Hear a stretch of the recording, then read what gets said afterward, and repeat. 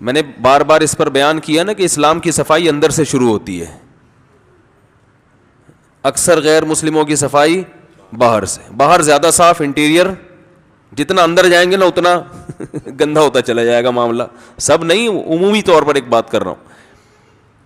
اسلام کہہ رہا ہے انٹیریئر بہت زیادہ صاف ہوگا. سب سے پہلے حلال کھاؤ, گند کھاؤ نہیں, کتے بلی کھانے کی اجازت نہیں ہے. نشے کی چیزیں حرام کر دی, شراب ناپاک قرار دی. کپڑے پہ لگے نماز نہیں ہوگی شراب, اگر اندر کیسے اتار سکتے ہو بھائی, اس میں بدبو ہے. بدبودار چیزیں پاک ہوتی ہیں کہ ناپاک؟ اندر نہیں اتار سکتے. گند ہے, گند. خون نہیں پی سکتے. ایسے قوم بھی ہے نا, میں نے وہاں تنزانیہ میں ایک جنگلی لوگوں کی ویڈیو بنائی تھی جو خون پیتے ہیں جانور کا. عجیب ان کے چہروں میں وحشت. تو خون نہیں پی سکتے, یہ گند ہے. آپ کھاؤ اچھی پاکیزہ چیزیں. پاکیزہ چیزوں کی جہاں تک بات آئی ہے نا, دیکھو کچھ چیزیں ہوتی ہیں پاکیزہ, کچھ چیزیں ہوتی ہیں طیب. طیب کا معنی پاکی, یعنی پاکی سے بھی اوپر کی چیز ہے یہ. بھائی بچوں کو ذرا خاموش کریں, جو خواتین اوپر بیان سن رہی ہیں بچوں کو کنٹرول کریں. تو یار عادل بھائی آپ جا کے ذرا کنٹرول کریں, بچوں کو شور کر رہے ہیں. یہ میرا موضوع نہیں ہے, لیکن درمیان میں تھوڑی سی بات کر کے میں آگے چلتا ہوں. ہم لوگ جو خوراکیں کھاتے ہیں نا وہ ہے حلال پاکیزہ. روٹی ہے, چاول ہے, آلو ہے, چپس ہے, پکوڑے ہیں, سموسے ہیں, رول ہیں, پراٹھے ہیں, صحیح ہے نا, گھی ہے. یہ کیا ہے؟ حلال چیزیں. یہ کھائیں گے طاقت آئے گی, نارمل زندگی گزاریں گے. کچھ چیزیں ایسی اللہ نے پیدا کی ہیں جو آپ کو بالکل نکھار کے رکھ دیں گی. یعنی اس سے جو خون بنتا ہے نا بڑا خاندانی قسم کا بنتا ہے خون. آپ کے چہرے پہ چمک پیدا ہو جائے گی, آپ ہڈو بچوں ہو جاؤ گے. اور میں کیسے ڈیفائن کروں سمجھ میں نہیں آ رہا نا, صحیح ہے نا.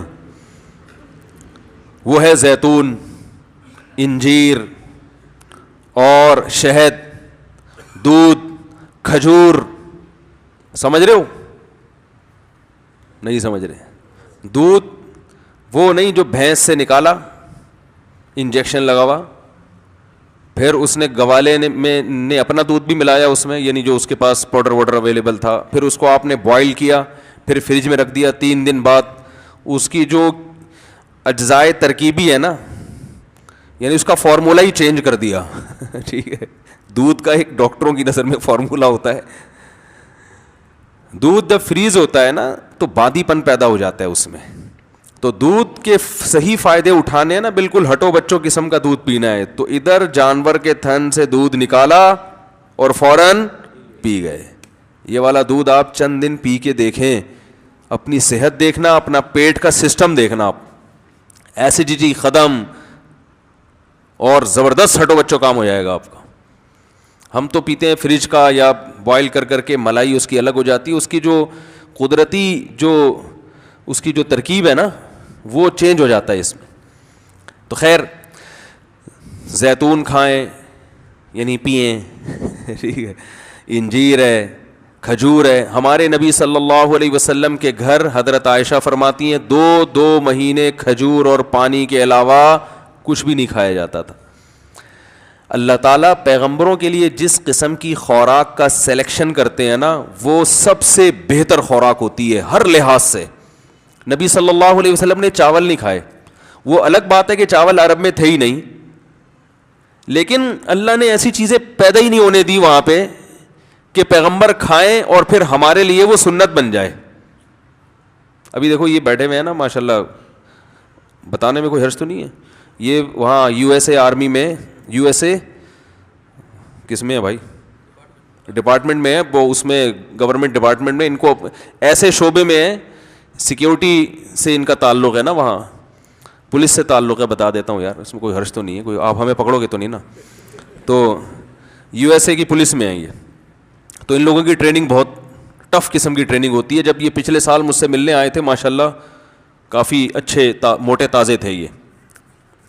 اب یہ جب ملنے کے لیے آئے تو میں نے کہا باقی کہاں ہیں آپ, ہیں تھوڑے سے آئے ہیں آپ, تھوڑے سے, باقی کہاں گئے آپ؟ ایسے سلم اسمارٹ ہو گئے یہ. اور ماشاءاللہ انہوں نے طلاق یافتہ خاتون سے شادی بھی کی ہے جس کے بچے بھی ہیں, اور یہ ابھی اپنی ستیلی بیٹی کو لے کے بیٹھے ہیں بیان سن. تو یہ بھی ایک خوشی کی بات ہے. کیا خیال ہے؟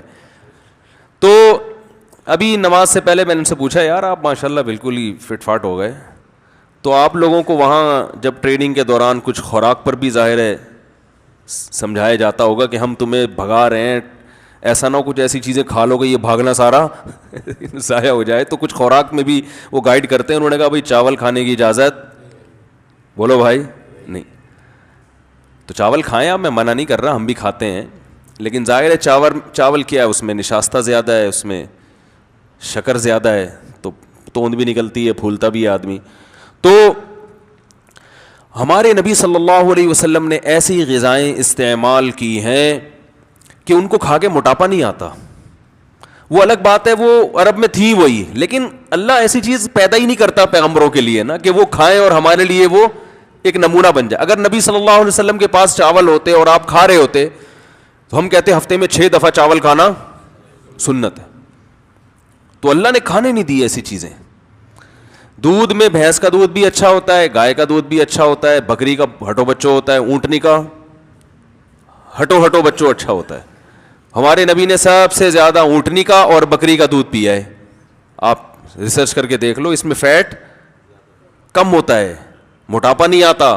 موٹاپا پیدا کرنے والی چیزیں ہمارے پیغمبر نے اور صحابہ نے کھائی نہیں ہیں. اونٹنی کا دودھ اور بکری کا دودھ, یہ چیزیں یہ موٹاپا نہیں پیدا, اس میں فیٹ نہیں ہوتا اونٹنی کے دودھ میں, اور جگر کے لیے بہت اچھا ہوتا ہے. پھر جو کھائیے, گندم بہت کم کھائیے. تو کھجور تو مستقل, آپ کھجوریں کھاتے رہیں, عادت ڈالیں, آپ دیکھو آپ کے چہرہ پہ ایسی فریشنس آ جائے گی نا, کیونکہ آپ صلی اللہ علیہ وسلم نے فرمایا افطار کس سے کرو, کھجور سے. اس کو آپ نے طیب فرمایا, ایسی پاکیزہ چیز ہے, کیونکہ جب خالی پیٹ ہے نا تو جو کھاؤ گے ٹھا کر کے لگے گا جسم کو. تو ایسے موقع پہ گٹکا بھی کھا سکتے ہو, اس وقت جو گٹکے کا اثر ہوگا وہ بھرے ہوئے پیٹ نہیں ہوگا. چرس بھی پی سکتے ہو, سگریٹ بھی پی سکتے ہو, ہیروئن بھی کھا سکتے ہو, پی سکتے ہو, اور بریانی بھی پھوڑ سکتے ہو, کچھ بھی کھا سکتے ہو. لیکن آپ نے فرمایا کہ ایسے موقع پہ کیا کھانا ہے, کھجور. آپ کہہ سکتے ہیں ہم تو رمضان میں کھجوریں کھاتے ہیں تو ہمارے چہرے پر تو وہ فریشنس اور یہ سب ویکنس ختم نہیں ہوتی. وجہ اس کی ہے کہ 2 دانے آپ کھجور کے کھاتے ہیں, پھر طبیعت سے رول سموسے پھوڑتے ہیں ٹھیک ہے نا. تو بھائی کھجور کا مطلب پتا ہے, پھر کھجور ہی کھاؤ, پیٹ بھرو کھجور سے, اور یہ دماغ میں سے نکال دیں کہ کھجور کھائیں گے تو پھر فلاں چیز کی کمی کیسے پوری ہوگی. وہ سب کچھ اللہ نے اس میں, صرف کھجور ہی کھا لینا آپ, سب کچھ ہو جائے گا. اس میں آپ کو طاقت بھی ملے گی, جو کاربوہائیڈریٹ ہے وہ بھی ملے, گلوکوز اچھا والا گلوکوز ملے گا آپ کو, اور آئرن بھی ہے, ہر چیز ہے. کہتے ہیں کھجور میں ایک اتنے سے دانے میں اللہ نے جتنی چیزیں جمع کر دی ہیں نا, اتنی کسی اور پھل میں یکجا جمع نہیں ہوئی ہے. تو امی عائشہ, آج میں فجر میں حدیث پڑھتا ہوں نا یہاں روزانہ, تھوڑی دیر کا درس ہوتا ہے, تو امی عائشہ فرماتی ہیں کہ چاند, وہ تو غربت بیان کر رہی تھی کہ رسول اللہ صلی اللہ علیہ وسلم کے 3 چاند گزر جایا کرتے تھے اور ہم کھجور پانی کے علاوہ کچھ بھی میسر نہیں ہوتا تھا. ایسی زندگی تھی, لیکن اللہ نے اسی میں بڑی پاور رکھی ہے, طاقت رکھی ہے.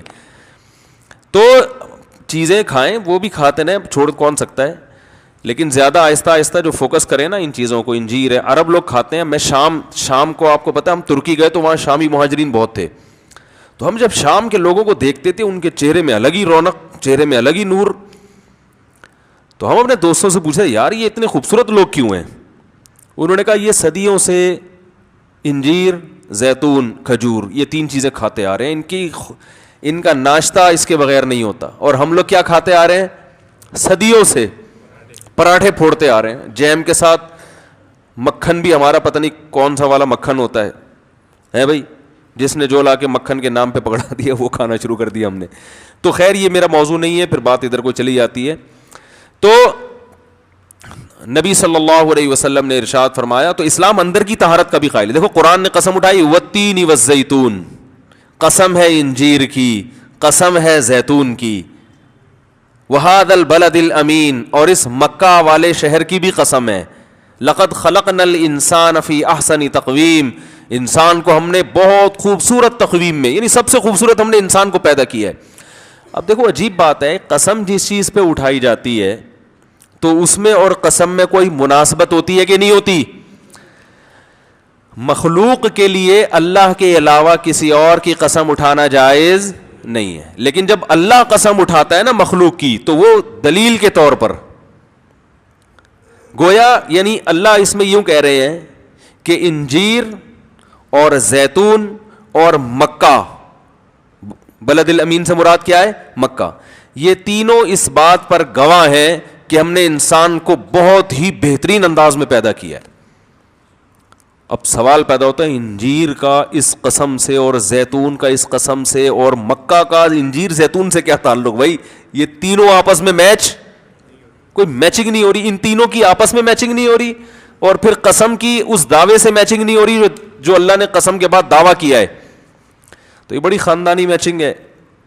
جو انجیر اور زیتون کھاتے ہیں نا, انہی کا دماغ اتنا تیز ہوتا ہے کہ ان کو یہ میچنگ سمجھ میں آ جاتی. سمجھ رہے ہیں وہ کیا ہے؟ اللہ فرماتے ہیں کہ انسان کی خوراک میں نے انجیر اور زیتون بنائی. یہ خوراک کسی عام مخلوق کی نہیں ہو سکتی. یہ انسان کی جسمانی ترقی کے لیے بہترین غذائیں ہیں, بہترین غذائیں. اور مکہ انسان کی روحانی ترقی کے لیے, کیونکہ مکہ وحی کا مرکز ہے. تو تہذیب یافتہ زندگی گزارنے کے لیے گائیڈنس اس کو کہاں سے مل رہی ہے؟ مکہ سے, جو اس کی روح کو طاقت دے رہا ہے. اگر مکہ میں وحی نازل نہ ہوتی, انسان تہذیب سے دور ہوتا, زنا کر رہے ہوتے, گے میرج کو حلال کر دیا ہوتا, ہومو سیکس کو جیسے کر دیا انہوں نے, ابا کو اولڈ ہوم میں جمع کرا رہے ہوتے, ہم بھی کرا رہے ہوتے. ہم کیوں نہیں کراتے بھائی؟